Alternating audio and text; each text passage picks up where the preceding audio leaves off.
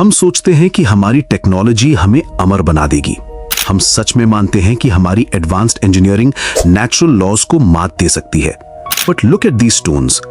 Arabian sea के अंदर 10 metre की गहराई में एक ऐसी ही हाईटेक यूटोपिया के अवशेष सो रहे हैं। This is the submerge city of Dwarka, built by Shri Krishna himself. ये एक गोल्डन मास्टरपीस था जिसे समुद्र की जमीन को क्लेम करके बनाया गया था। एक ऐसा प्रिस्टीन मरीन इकोसिस्टम जिसे इंसानी हाथों ने ओवर इंजीनियर किया था। बट इमेजिन, अपने पीक के सिर्फ 36 साल के अंदर इस पूरी सिविलाइजेशन को समुद्र ने निगल लिया। स्टैंडर्ड हिस्ट्री बुक्स इसे एक एक्सीडेंटल नेचुरल डिजास्टर कहेंगी, बट हमारे एंशिएंट टेक्स्ट्स का नैरेटिव कुछ और ही इशारा करता है। ये सिर्फ एक नेचुरल ट्रेजेडी नहीं थी, ये एक प्लान्ड सिस्टेमिक शटडाउन था जो पैदा हुआ था एलीट हुब्रिस और एक मां के टूटे हुए दिल से। हम आज फिर से वही गलती दोहरा रहे हैं। आज अपने डेस्परेट ग्रीन ट्रांजिशन की रेस में हम डीप सी बेड्स को टारगेट कर रहे हैं। क्लीन ईवी बैटरीज के लिए कोबाल्ट और निकल निकालने के लिए हम उन अनटच्ड ओशियानिक जोन्स को डिस्ट्रॉय करने जा रहे हैं जो मिलियंस ऑफ ईयर्स से सेफ थे। हम सोचते हैं कि हमारा नोबल इंटेंट हमें इकोलॉजिकल बैकलैश से बचा लेगा। बिल्कुल द्वारका के बिल्डर्स की तरह हम भी सोचते हैं कि हम समुद्र का शोषण बिना कोई कीमत चुकाए कर सकते हैं। द्वारका का टेक्निकल कोलैप्स किसी अर्थक्वेक से शुरू नहीं हुआ था। ये शुरू हुआ था एक मां के बेपनाह ट्रॉमा से। कुरुक्षेत्र के मैदान में जब सारा कचरा साफ हुआ तो क्वीन गांधारी ने अपने 100 बेटों की लाशों पर खड़े होकर श्री कृष्ण को देखा। उन्होंने एक भगवान को नहीं बल्कि एक इनडिफरेंट पॉलिटिकल आर्किटेक्ट को देखा, एक ऐसा कोऑर्डिनेटर जो इस डिस्ट्रक्शन की सिमुलेशन को रोक सकता था, पर उसने चलने दिया। अपने सबसे गहरे गुस्से और दुख में उन्होंने कृष्ण पर एक डायरेक्ट सिस्टम स्ट्राइक की। उन्होंने कर्स किया, अगर तुमने मेरे पूरे वंश को इस मिट्टी में मिलने दिया तो आज से 36 साल बाद तुम्हारा अपना गोल्डन पैराडाइज, तुम्हारी द्वारका अंदर से क्रैक हो जाएगी। तुम्हारे अपने बेटे एक दूसरे को खत्म कर देंगे और समुंदर तुम्हारी क्लीन आर्किटेक्चर को प्लैनेटरी मैप से मिटा देगा। कृष्ण ने बहुत धीरे से स्माइल किया और इस डिस्ट्रक्टिव कोड को एक्सेप्ट कर लिया। तथास्तु, क्योंकि नेचर हमेशा अपना बैलेंस वापस मांगती है। 36 साल बीत गए। गांधारी का कर्स अब द्वारका के रूलिंग क्लास के अंदर अपना होस्ट ढूंढ चुका था। सांबा को देखो, कृष्ण का अपना बेटा, एक ऐसी जनरेशन जो एक्सेसिव लग्जरी में पली बढ़ी थी, जिन्होंने कभी स्कैसिटी देखी ही नहीं थी। उनके लिए स्पिरिचुअल लॉज और ऋषिज सिर्फ ऑब्सोलीट डेटा पॉइंट्स थे। जब सेज दुर्वासा और दूसरे बड़े ऋषि द्वारका आए तो सांबा और उसके एलीट फ्रेंड्स ने एक घिनौना मजाक किया। सांबा के पेट पर एक आयरन पॉट बांधकर उसे एक प्रेग्नेंट औरत का रूप दिया और ऋषियों के सामने खड़ा कर दिया। उन्होंने हंसते हुए पूछा, बताओ ये रानी किस बच्चे को जन्म देगी? उन्होंने नेचुरल ऑर्डर का मजाक उड़ाया। उन्हें लगा उनका गोल्ड और उनका स्टेटस उन्हें हर कॉन्सिक्वेंस से इंसुलेट कर देगा। बट सेज दुर्वासा ने उस इल्यूजन को एक झटके में तोड़ दिया। उन्होंने भयानक गुस्से में कहा, यह लड़का एक आयरन पेस्टल, एक लोहे के मूसल को जन्म देगा जो तुम्हारे इस पूरे सिंथेटिक एम्पायर को एक कब्रिस्तान बना देगा। और वो नाइटमेयर सच में रियलिटी बन गया। सांबा ने वाकई एक आयरन पेस्टल को जन्म दिया।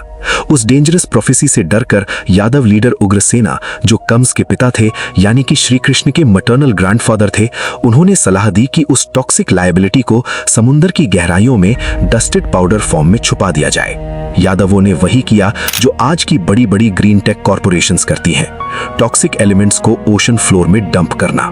उन्होंने उस लोहे के मूसल को पाउडर की फॉर्म में ऑल्टर किया और उसे डीप ओशन में फेंक दिया। उन्होंने सोचा इतना बड़ा समुंदर है, सब कुछ डाइल्यूट हो जाएगा, नजर से दूर मतलब प्रॉब्लम खत्म। आज हमारे मॉडर्न ग्रीन बोर्डरूम्स बिल्कुल वही लॉजिक यूज कर रहे हैं। हम सोचते हैं कि डीप सी माइनिंग का जितना भी टॉक्सिक वेस्ट और केमिकल सेडिमेंट होगा, उसे अगर हम समुंदर की सबसे गहरी प्लेन्स में डंप कर देंगे तो प्रॉब्लम खत्म हो जाएगी, क्योंकि डीप ओशन तो हमारी आंखों से दूर है, एक डेड स्पेस है। ये एक जिंदा, डायनामिक और हाइपर कनेक्टेड सर्कुलेटरी सिस्टम है। समुंदर ने उस टॉक्सिक आयरन पाउडर को डाइजेस्ट करने से मना कर दिया। ओशन करंट्स ने उस वेस्ट को वापस प्रभासा के शोर्स तक धकेल दिया, जो प्रेजेंट डेट में गुजरात के सोमनाथ टेम्पल के सराउंडिंग सी एरिया के नाम से जाना जाता है। वो मेटल पाउडर मिट्टी के अंदर गया और वहां की ग्रीन वेजिटेशन को म्यूटेट कर दिया। वो सडन बायोकेमिकल शिफ्ट की वजह से razor sharp steel hard plasma rods में कन्वर्ट हो गई, जो महाभारत की मौसला पर्व में एरका ग्रास के नाम से जानी जाती हैं। बाद में वही इकोसिस्टम एक बूमरैंग बनके यादव क्लैन के खिलाफ ही मौत का तांडव खड़ा कर दिया। उस इंसिडेंट के कुछ दिन बाद प्रभासा के बीच पर एक फेस्टिवल चल रहा था। शराब के नशे में पुराने वॉर क्राइम्स को लेकर सात्यकी और कृतवर्मा के बीच एक वायलेंट आर्ग्यूमेंट शुरू हो गया। देखते ही देखते द्वारका का पूरा एलीट क्लास एक दूसरे के खून का प्यासा हो गया। वहां कोई फॉर्मल वेपन्स नहीं थे, तो उन्होंने जमीन से उन्हीं रीड्स को उखाड़ना शुरू कर दिया। उन्हें नहीं पता था कि वो उसी आयरन पाउडर को उठा रहे हैं जिसे उन्होंने कभी समुंदर में सेफ समझकर डंप किया था। उन्होंने एक दूसरे को अपनी ही एरोगेंस के लिटरल फिजिकल प्रोडक्ट से काट डाला। एक्चुअली कृष्ण दूर खड़े सब देख रहे थे।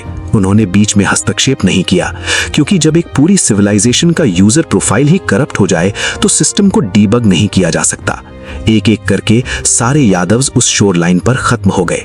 कृष्ण का भाई बलराम जी भी उतने देर में खुद का मॉर्टल शरीर मेडिटेशन करके त्याग दिया था, और श्री कृष्ण भी सोच रहे थे कि द्वापर युग में उनका काम समाप्त हुआ, इसीलिए वो भी इस लड़ाई में शामिल नहीं हुए। पर यहाँ पे भी माइथोलॉजी के अकॉर्डिंग एक ट्विस्ट थी।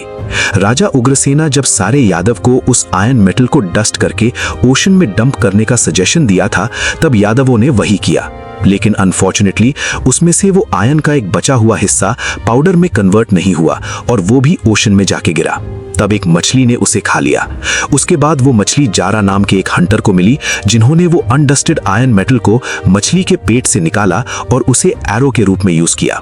जारा ने पेड़ में बैठे हुए श्री कृष्ण के पैर के थंब को एक हिरन समझकर वही एरो चला दिया, जिससे घातक होके भगवान कृष्ण जी दुनिया से चल बसे। जैसे ही भगवान कृष्ण जी की खून की आखिरी बूंद उस मिट्टी में मिली, वैसे ही समुंदर ने एक भयानक सुनामी का रूप ले लिया। पानी एक मैसिव डार्क वॉल की तरह ऊपर उठ गया। एंशिएंट टेक्स्ट्स इसको बहुत हैरत अंगेज क्लैरिटी से डिस्क्राइब करते हैं।